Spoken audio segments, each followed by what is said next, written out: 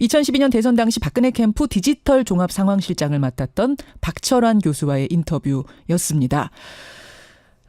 이분의 증언, 또 한겨레가 보도한 증언자들의 말을 모두 종합해 보면 그게 사실이라면 한나라당에서 새누리당으로 이어지면서 상당히 오랫동안 이게 범죄라는 의식도 없이 매크로를 통한 여론 조작이 이루어졌다는 뜻인데요. 특히 2012년 대선이 끝난 뒤에는 이 여론 조작 팀들 중 일부가 청와대 홍보수석실에 진출했다는 부분, 저는 여기가 주목이 됩니다.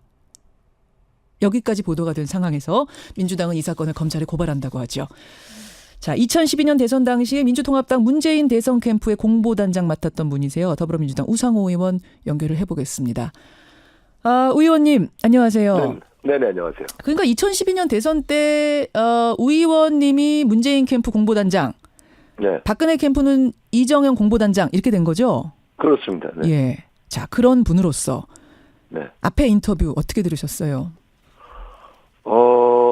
좀 충격적이죠. 왜냐하면 이제 자원봉사자들에 의한 댓글 경쟁이라는 건 선거 때 늘 있는 일이지만 이렇게 국가정보원에 의한 댓글 공작에 이어서 예. 선대위가 조직적으로 참여해서 이런 기계를 활용해서 이제 프로그램 조작을 했다는 것은 뭐 선거 결과를 조작하기 위한 여론 조작을 시도했다는 것이고요. 그걸 더군다나 거기에 기여한 사람을 청와대에다가 말하자면 발탁해서 인사를 했다. 이건 상당히 충격적인 그런 보도 내용입니다. 네. 사실은 우리가 당시 대선에서 소위 시발단이라는 게 활동을 했고 국정원 직원이 댓글 달았었다. 군 사이버 사령부가 동원됐다. 여기까지는 이미 우리가 수사 결과로 알고 있잖아요. 그러니까 당시에 이랬습니다. 저희가 공보단장 할 때도 예. 이게 이제 대선 전에 한 2, 3개월 전부터 계속 문재인 후보에 대한 가짜 뉴스들이 유포되고요. 또 문재인 후보에 대한 비판적 기사의 그 댓글 혹은 그 좋아요 횟수가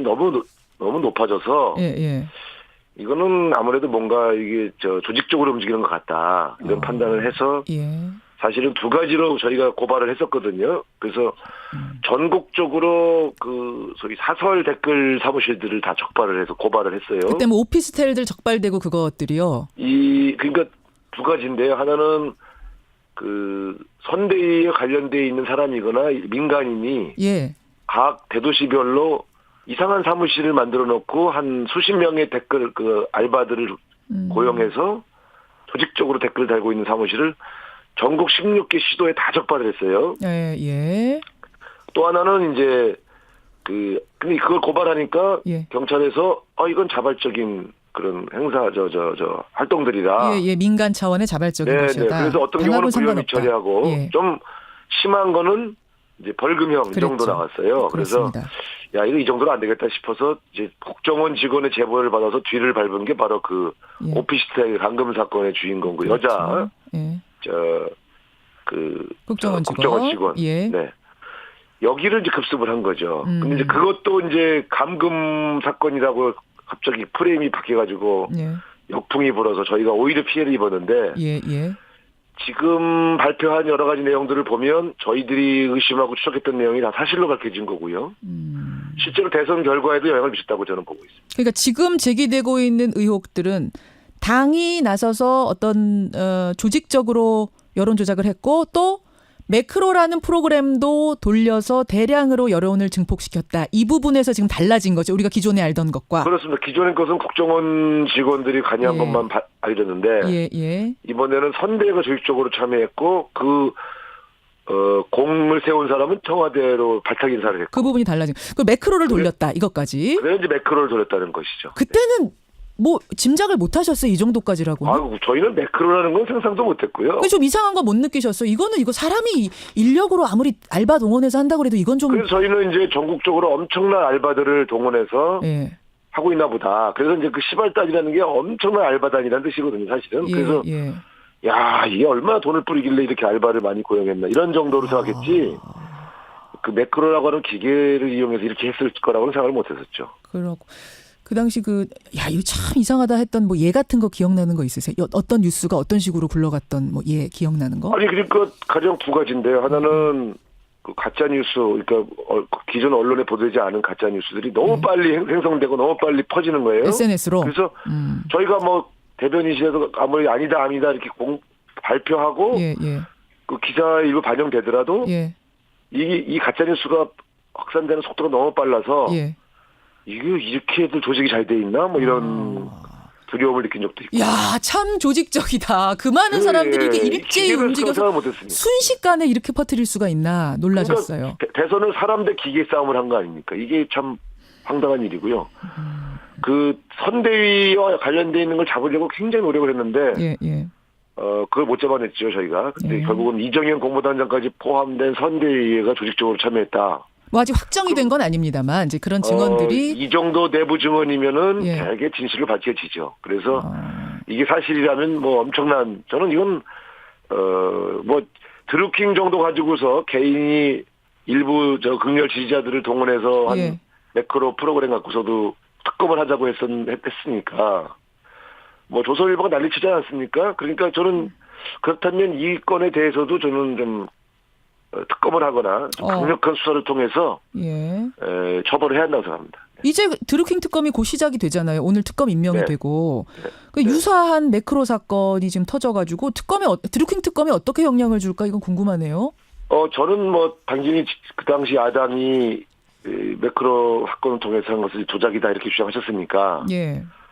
이 사건에 대해서도 특검법을 개정해서 예. 특검을 두 개 할 수는 없으니까요. 예. 지금 하고 있는 특검에다가 이 문제를 포함시켜서 특검을 진행해야 된다 이 생각하고요. 그게 가능합니까? 이미 지금 법안 통과가 돼서 오늘 임명까지 되는 마당인데 일단 스톱해놓고 이것까지 더 수사되는 걸 아니 봐가지고 그거는 그렇죠? 그것대로 진행하면서 예. 특검법을 개정해서 예. 이 사안을 특검 대상에 추가하면 되는 거죠. 그런 식으로가 가능하군요. 그렇게 가야 네, 된다라고. 그건 어렵지 보세요. 않습니다. 네.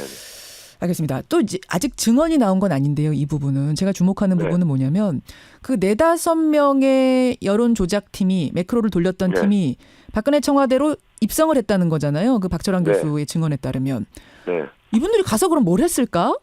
이거예요. 근데 여긴 증언이 아니, 지금 나오지 않았어요.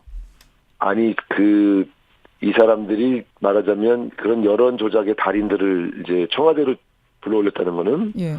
두 가지를 했겠죠. 하나는 박근혜 대통령에 대한 홍보를 또 그런 매크로를 했을 가능성이 있고요. 또 두 번째는 지금 증언이 나오고 있습니다만은 2014년 지방선거 때, 예, 예. 네, 또 이 팀들이 가동됐다는 거 아니겠어요? 선거 때. 송영길 후보에 대한 그 여러 가지 비방, 그 무슨 유병헌과 관련돼 있다 이런 댓글들을 돌렸다고 하니까 예, 예. 그러면 청와대에 있는 사람이 직접 하지는 않았겠지만 적어도 과거에 돌리던 그 관련자들을 움직이는 데 관여했을 가능성, 개연성은 충분히 있는 거죠. 관여했을 가능성. 이런 점들을 충분히 조사해야 한다고 생각합니다. 알겠습니다. 민주당은 안 쓰셨어요? 그때? 과거에? 매크로? 우리는 이런 점에 대해서 상당히 좀 문외한이어가지고요. 아니 왜 이렇게 굉장히 많이들 선거엔 이게 죄인지도 모르고 썼다라는 게 어제 박철환 교수의 증언이던데. 아니 그러니까 우리가 순진했죠. 저는 최대한 자원봉사자들을 많이 독려해라. 예, 최대한 예. 많이 이렇게 팬클럽들이 움직이게 해라. 이런 정도는 우리가 작업을 해서도 예.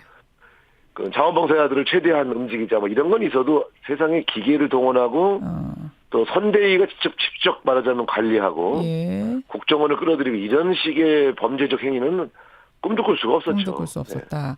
이정현 공보단장이니까 제가 잘 알죠. 저는 뭐 예. 100% 제가 보장할 수 있습니다. 네.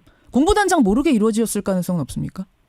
그것까지는 제가 모르겠어요. 그러니까 제가 말씀드린 거는 공보단이 관여한 선대위가 관련된 행위. 알겠습니다. 그런 건 없었다. 그거는 100% 없었다. 네. 이정현 의원이 많은 것을 알고 있을 거다. 박철환 교수의 마지막 말이 이거였거든요.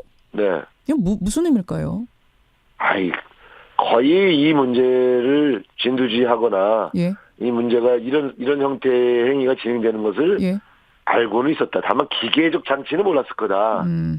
이런 얘기 아닙니까? 네. 알겠습니다. 제가 제가 봐도 당시 이정현 공보단장이 캠프에서 거의 그 실세 아니었습니까? 예, 그러니까 예. 홍보수석할 적에도 왕수석으로 불릴 정도였으니까 예. 이분이 몰랐다는 것은 이제 기술적으로 몰랐다는 얘기고 알겠습니다. 상당히 광범위하게 선대위와 관련된 사실은 알으셨을 것 같아요. 여기까지 말씀 듣도록 하죠. 우상호 의원님 고맙습니다. 네, 감사합니다. 민주당 우상호 의원이었습니다.